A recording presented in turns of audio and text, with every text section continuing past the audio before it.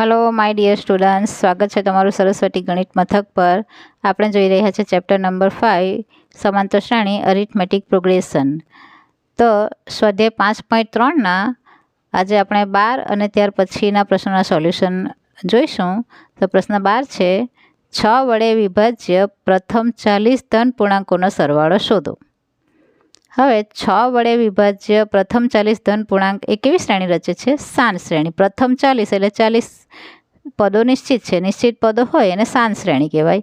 જેમાં કોઈ પદોની સંખ્યા નિશ્ચિત નથી તેને અનંત શ્રેણી કહેવાય। તો આ સાન શ્રેણી છે। હવે 6 વડે વિભાજ્ય એટલે પહેલું પદ 6 હોય, કેમ કે 6 વડે વિભાજ્ય એટલે 6 થી સ્ટાર્ટ થાય। 6 પોતે 6 થી વિભાજ્ય છે, તેની આગળની સંખ્યા કોઈ 6 વડે વિભાજ્ય ન હોય એટલે જેટલા વડે વિભાજ્ય હોય એ પદ પહેલું હોય અને ત્યાર પછી એના ટેબલમાં જે આગળ સંખ્યા આવે તે આગળના પદો બને। તો 6, 6 દુ 12, 6 તાલી 18, આ રીતે છેલ્લું પદ છે 40મું પદ એટલે 6 ચોક 24, શૂન્ય ચડાવી દો એટલે કે 40 ગુણ્યા 6 240, એટલે કે બધા 6ના ગુણિત હોય એટલે 6 વડે વિભાજ્ય। તો આપણી શ્રેણીની અંદર એ બરાબર છે 6, ડી બરાબર પણ 6, કેમ કે આપણે 6 એડ કરીને જ આગળના પદો લખેલા હોય, તે છતાં 12 - 6 એટલે 6। એન એટલે કે એલ એટલે કે લાસ્ટ ટર્મ આપણી છે 240। એસએન આપણે શોધવાનો છે 40 ધન પૂર્ણાંકનો સરવાળો। એન બરાબર છે 40 અને ડી આપણી પાસે છે 6। ડી આપણે લખ્યા જ છે આગળ। હવે એસએન બરાબર એનના છેદમાં 2 એ પ્લસ એલ, આ ફોર્મ્યુલા યુઝ કરીએ કેમ કે આપણી પાસે એલ છે। S40 બરાબર 40/2 ઇન્ટુ A6 પ્લસ L 240, 20 દુ 40 એટલે બરાબર 20, કૌંસમાં 240 ને 6 246, 246 ગુણ્યા 20 એટલે 246 દુ કરીને શૂન્ય ચડાવી દેવાનું। તો 6 દુ 12 વડી 1, 4 દુ 8 ને 1 9 અને 2 દુ 4, 4920। માટે 6 વડે વિભાજ્ય પ્રથમ 40 ધન પૂર્ણાંકનો સરવાળો બરાબર 4920। પ્રશ્ન નંબર 13 8ના પ્રથમ 15 ગુણિતનો સરવાળો શોધો। 8ના પ્રથમ 15 ગુણિત કેવી શ્રેણી રચે છે? સાન શ્રેણી। પ્રથમ 15 એટલે 15 પદો નિશ્ચિત। હવે 8ના ગુણિત એટલે અહીંયા 8ના ટેબલમાં આવતી સંખ્યા 8 1 8, 8 દુ 16, 8 તાળી 24, તે 15 ગુણિત એટલે 15 × 8 120 છેલ્લું પદ આપણું। હવે પહેલું પદ છે એ બરાબર 8, ડી બરાબર 16 × 8 એટલે 8 અને એ 15 એટલે કે 15મું પદ બરાબર એલ લાસ્ટ ટર્મ બરાબર 120 અને એન બરાબર છે 15, કેમ કે 15 પ્રથમ 15 ગુણિત માંગેલા છે। હવે SN = n/2 a plus L, L આપેલો હોય તો એલવાળું સૂત્ર। S15 બરાબર 15ના છેદમાં 2, કૌંસમાં એ 8 છે અને એલ છે 120। હવે આમાંથી આપણે 2 કોમન કાઢી લઈએ કેમ કે આપણે 2 ઉડાડવાના છે। તો 15/2 ગુણ્યા 2, કૌંસમાં 2 ચોક 8 પ્લસ 60 દુ 120 એટલે 60, આ 2 ઉડી જાય। 15 ગુણ્યા 60 ને 4 64, 64 ગુણ્યા 15 એટલે આપણને મળે છે 960। આમ 8ના પ્રથમ 15 ગુણિતનો સરવાળો બરાબર 960। કેટલા સિમ્પલ અને એકદમ ઇઝી સમ છે, તમને ગણવામાં એકદમ આવડી જ જશે થોડું ધ્યાનથી ગણશો તો। સ્વાધ્યાય 5.3નો પ્રશ્ન નંબર 14 0 અને 50 વચ્ચેના અયુગ્મ પૂર્ણાંકોનો સરવાળો શોધો। 0 અને 50ની વચ્ચે અયુગ્મ પૂર્ણાંકોની શ્રેણી કઈ બને? અહીંયા સાન સમાંતર શ્રેણી બનશે।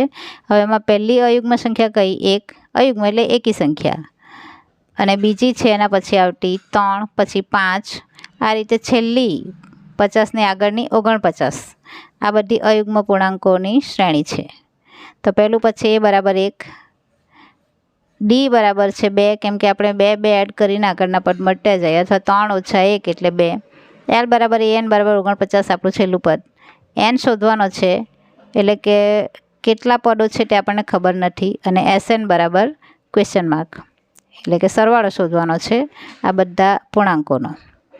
હવે એન બરાબર આપણે એન શોધવા માટે એન સૂત્ર વાપરીએ। એન બરાબર a plus n - 1 into d. N છે 49 બરાબર 1, એની કિંમત 1 વત્તા n - 1, ડીની કિંમત 2, 49 - 1 બરાબર n - 1 ગુણ્યા 2, આ એક આપણા બાદબાકીમાં આવી જાય એટલા માટે 49માંથી 1 48 અને આ 2 ભાગ્યામાં આવેલ 48/2 બરાબર n ઓછા 1 24 તો 48 એટલે n ઓછા 1 બરાબર આપણને મળે છે 24 માટે n બરાબર આ એક 24ની બાજુમાં જતા ધન 1 એટલે 24 + 1 માટે n બરાબર 24 ને 1 25। હવે આપણે અયુગ્મ પૂર્ણાંક માટે એક સૂત્ર જોઈ ગયા। અયુગ્મ પૂર્ણાંક પ્રથમ n અયુગ્મ પૂર્ણાંકોનો સરવાળો n² એ રીતે પણ કરી શકીએ। જો અહીંયા તમને કરી આપણે પહેલાં જોઈ લઈએ Sn બરાબર n/2 a + l। હવે n છે 25 કેમ કે આપણને 25 મળે છે એટલે S 25 બરાબર 25/2 એની કિંમત 1 વત્તા એલની કિંમત 49 આપણું છેલ્લું પદ બરાબર 25/2 ગુણ્યા 49 ને 1 50। અહીંયા 25 × 50 એટલે અહીંયા 25 આવે ભાગ ઉડતા તો 25 × 25 એટલે 625। આ માંગેલ સરવાળો બરાબર 625। હવે આપણું એક સૂત્ર છે અયુગ્મ પૂર્ણાંક માટે Sn બરાબર n², રાઈટ। તો આપણા S 25 છે એટલે 25નો વર્ગ અયુગ્મ પૂર્ણાંક માટેનું સૂત્ર છે અને 25નો વર્ગ છે 625। એકદમ સિમ્પલ ઇઝી સૂત્ર યાદ રહેવું જોઈએ। તો તમે આ નહીં કરો ને આ કરી લો તો પણ વાંધો નહીં। સ્વાધ્યાય 5.3નો પ્રશ્ન નંબર 15 છે। નિર્માણ કામ માટેના કરારમાં નિશ્ચિત તારીખ કરતાં વિલંબથી પૂરા થતા કામ માટે નીચે પ્રમાણે દંડની જોગવાઈ છે। ટાઈમ કરતાં લેટ કામ થાય તો દંડની જોગવાઈ કરેલી છે, સમયસર કામ ન થાય તો એના માટે। તો કઈ રીતની જોગવાઈ છે? પ્રથમ દિવસ માટે ₹200, એક દિવસ કામ લેટ થાય તો ₹200 દંડ લાગે। બીજા દિવસ માટે ₹250 એટલે બીજા દિવસે પણ લેટ થાય તો 250નો દંડ લાગે। ત્રીજા દિવસ માટે છે ₹300। પ્રત્યેક દિવસ માટે દંડની રકમ આગળના દિવસ કરતાં ₹50 વધુ છે। જેમ એક દિવસ કામ લેટ થતું જાય તેમ આગળના દિવસ કરતાં ₹50નો વધારાનો દંડ લાગે છે। જો કોન્ટ્રાક્ટર 30 દિવસનો વિલંબ કરે તો ભરવી પડતી દંડની રકમ શોધો। જો કોન્ટ્રાક્ટર 30 દિવસ સુધી કામ લેટ કરે તો કેટલો દંડ ભરવો પડે તે આપણે શોધવાનું છે। મીન્સ કે આપણી પાસે n બરાબર 30 છે, 30 દિવસ। દંડની રકમ નીચે પ્રમાણે શ્રેણી રચે છે। પહેલા દિવસે 200નો દંડ, પછી 250નો દંડ, પછી 300નો દંડ। આ રીતે આપણે 30 દિવસ માટે કરવાનું છે। હવે એ બરાબર પહેલું પદ એટલે 200, ડી બરાબર 50 વધતા જાય છે અથવા તો 250 - 200 એટલે 50, એન બરાબર 30 કેમ કે 30 દિવસ જો લેટ થાય તો દંડની રકમ કેટલી તે શોધવાનું છે।